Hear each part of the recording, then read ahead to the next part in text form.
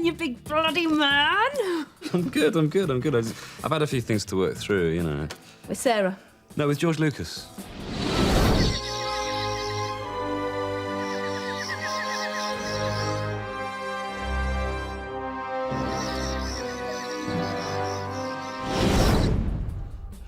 Tim, it's been over a year. It's been 18 months, Daisy.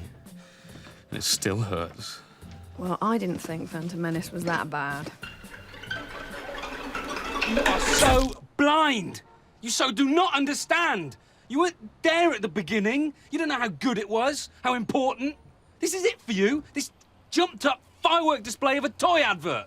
People like you make me sick. What's wrong with you? Now, I don't care if you've saved up all your 50p's, OK? Take your pocket money and get out!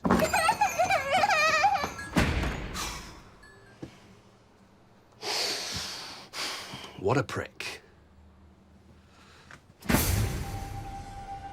Tim, can I have a word with you in my office? Yes.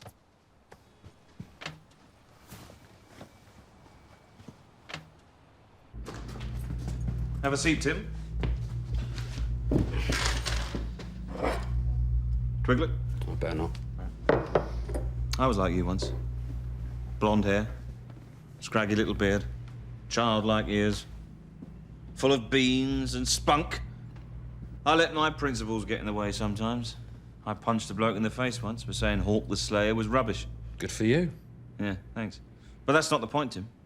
The point is, I was defending the fantasy genre with terminal intensity, when what I should have said is, Dad, you're right. Well, let's give Krull a try, and we'll discuss it later. The Phantom Menace was 18 months ago, Tim. I know, Bilbo. Okay, it still hurts. You know, that kid wanted a Jar Jar doll. Kids like Jar Jar. Why? What about the Ewoks? Hey? They were rubbish. You don't complain about them. Yeah, but Jar Jar Binks makes the Ewoks look like fucking Shaft. I've had enough, Tim. But Bilbo... Look, I know how you feel, right? I really do. But this can't go on. What are you trying to say, Bilbo? I'm gonna have to let you go. Phew! I thought you were going to fire me then. I was like, phew. Look at that.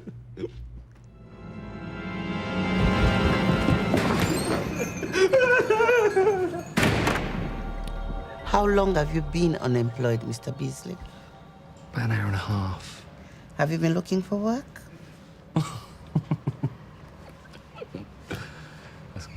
No. Why did you leave your last job? I got fired. Why? Just a difference of opinion.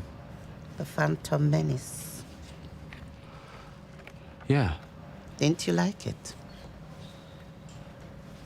No. Well, leave this with me. I'll get you some money out in the next few days. You worked in a comic shop before?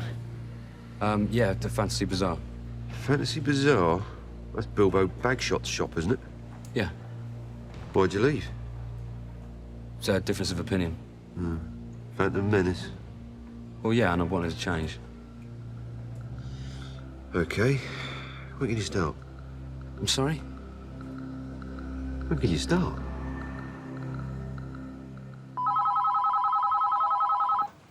Hello, silent reading. Yes, we do stock Jar Jar Binks merchandise. Yeah, we've got him in cuddly form, lunchbox, action figure, and keyring. No problem. Bye-bye. Well done, Tim. You've just taken your first step into a larger world.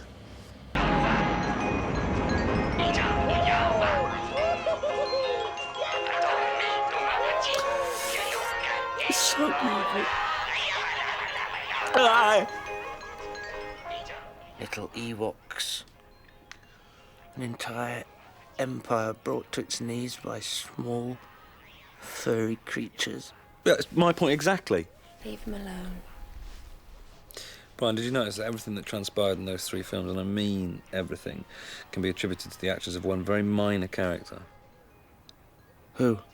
The gunner on the Star Destroyer at the beginning of the first film. How come?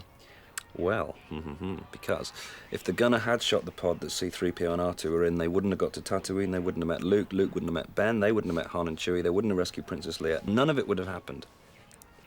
Chaos theory. Eh? The predictability of random events. The notion that reality as we know it, past, present, future, is in fact a mathematically predictable, preordained system.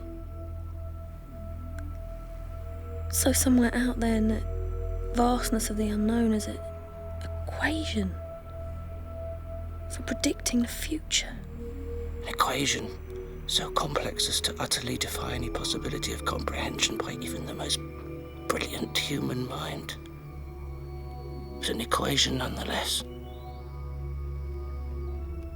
Oh my God. What? I've got some Jaffa cakes in my coat pocket. Oh, Daddy, let's all play kabaddi.